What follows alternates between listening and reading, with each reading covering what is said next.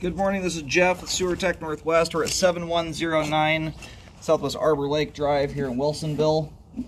Located at the front of the house. I describe everything as if you're, in this case, kind of standing in the driveway area, facing the front door in general. The house is just kind of situated different than the average home. Kind of faces away from the road a little bit.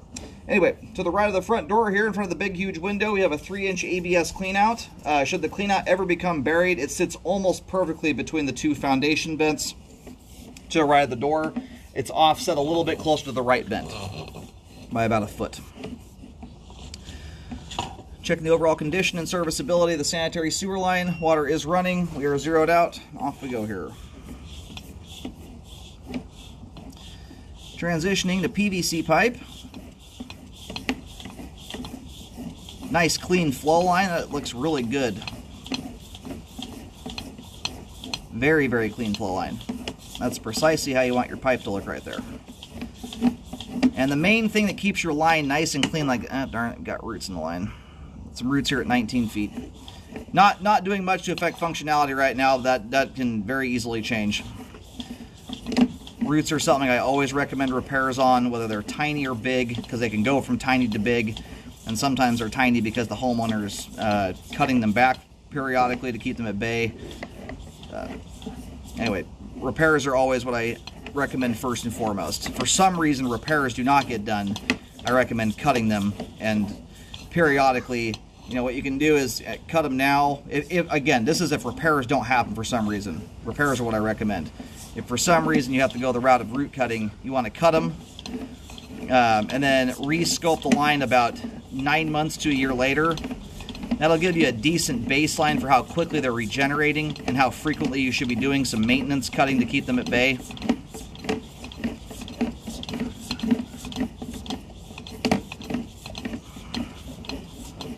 Now we transitioned to concrete pipe there just a moment ago, and this appears to be 6-inch concrete.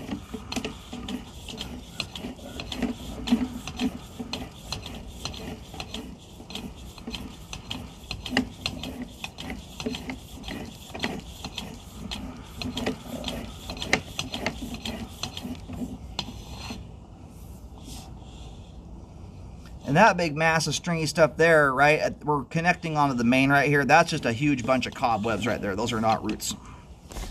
There's the main there at 79 feet.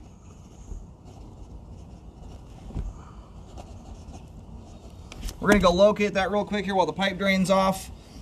Then we'll take another look at everything as we come back in. We'll also get that root intrusion marked for repair. I'll be using white paint. I'll mark that with a white X. I'll mention the depth and location here in a minute. Alrighty, located the camera, at least I think I did. I got kind of was a little bit of a wonky signal, but I'm picking the locate up on the opposite side of the street, or just on the other side of the street from the driveway.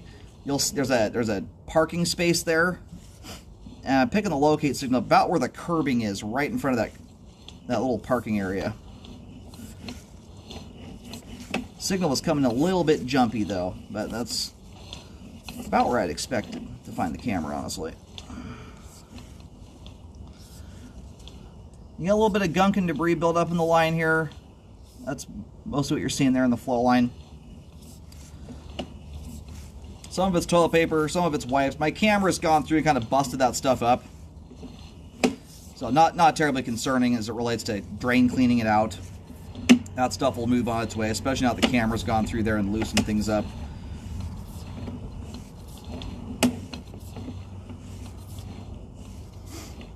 There's a ball of toilet paper. Balled up toilet paper, I mean, it's something that kids and adults do. It's something you want to try not to do. They just don't travel well through lines. They become very heavy, and rather than float on the water, they have to tumble their way through the sewer line. And balled up TP is the #1 cause for blockages out there, hands down.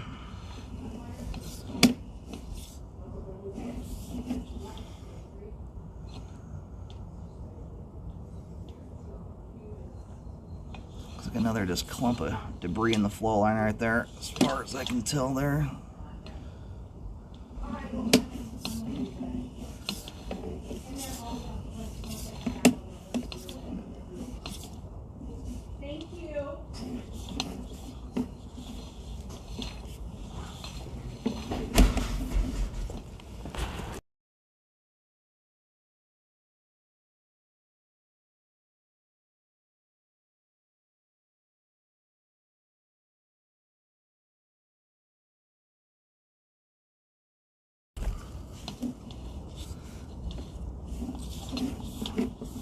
And some more debris here.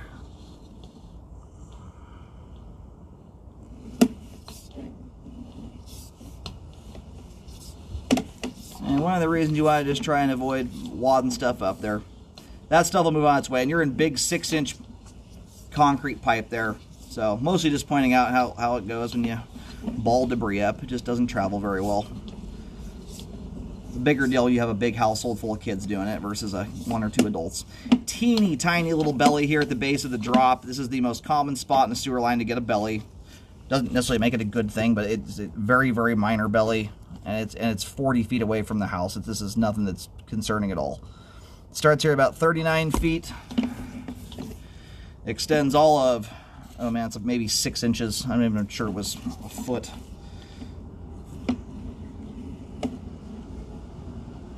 Maybe exactly a foot. Really try and dial in here. Yeah, it's about 7-8 inch long belly there. I'm going to just write 39 to 40 feet for the sake of making things easy. And you have maybe a 1/4 inch of water there. That is light years and galaxies away from repair worthy.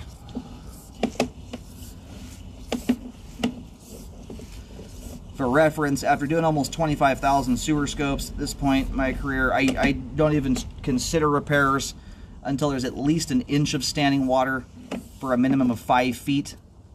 And honestly, even at that point in a plastic sewer line, it's still almost entirely up to the homeowner as to whether that belly ever acts up or not. And by that I mean what's going down the line. So a belly like that would have, I mean, very good case to make for it. You have 0 buildup in that area, and the only spot in the line where you have any debris that's hanging up is out in the concrete pipe where there is no standing water. So you've got a root right here, and then the joint just after it. They're right next to each other. I would correct both of them. That joint there appears intact. I've got a little bit of a light glare on my screen right now. It's kind of hard to see that right side of the pipe, but the joint there appears intact, but it does look like that root has been torquing on the pipe a little bit. My concern is if you don't fix both joints, you may end up with a root intrusion there at the next joint at some point down the road. So best to just deal with both spots. That's one repair site. This is a very short section of pipe here. It's all maybe 2 feet long.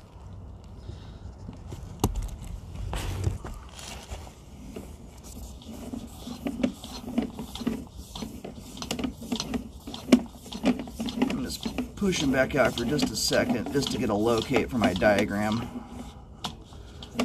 Looks like the line jaunts into the driveway from what I can tell here.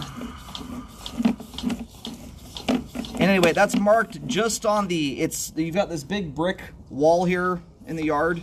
It's on the street side of the wall, just on the other side of it, luckily in the dirt. And it's only about 2 foot 3 inches deep there.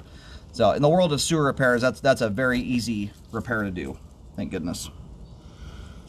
Easy to dig down. That's a hand dug shovel job. All right, so the line looks like it terminates exactly where I was thinking it was. Just want to get in there, locate to hone in on it. The line crosses the driveway about right in the middle of the driveway, center line of the driveway, and about halfway down the driveway is where the line turns and then shoots out of the street. So basically mid-span going up the driveway is where the line turns, and it runs essentially right down the middle of the bottom half of the driveway and off to the other side of the road. And this spot here where the roots are at, I've just marked this. It's basically from about 19 to 20 feet. It's a very short section of pipe there. That's marked with a white X. I parked the camera right in the middle of the 2 joints and put an X there. After any repairs are done, I do highly recommend a rescope be performed to check the work. And you want to do the rescope. This isn't a line that's buried 10 feet deep, but the amount of lines I've seen settle even at 2-3 feet deep is huge. You want to make sure a rescope is done. You want to do the rescope after the line is buried, not beforehand. You won't catch any settling issues that occur. And I am going to review this video at home. The line here, I think, is belling out to 4-inch. It's really hard to tell visually speaking. I am going to do a little bit of reviewing at home, though. I've got some I'm even shading my camera right now, or my monitor. I've just got some bad lighting conditions. I'm going to review the video at home, so just be aware. There could be something I mentioned on the report I'm not talking about in the video right now. It's mostly in the more murky, dark, concrete pipe environment there that was harder to see in. And the concrete pipe has good flow through it. Zero standing water. Flow is good going through there. It's more fine detail stuff I'm having a hard time seeing right now. Anyway, as it relates to flow, right here, right now, the line has good flow of the main lateral connection. I am going to recommend, obviously, the spot repair on the roots there so the line remains that way. So right now, line functions well, but we don't. The hard part with roots is you don't know if they came through yesterday or 10 years ago and what they're going to turn into. So that's why I always recommend fixing them, especially when they're easy to get to like that. That's a very simple repair to do there. Otherwise, right now, the rest of the line here looks like it's in good shape and doing its job. But again, I am going to do some reviewing at home, just looking for more subtle stuff. It would be kind of the beginnings of issues if I find anything, nothing that would be causing flow problems, right? And the line clearly flows as it sits.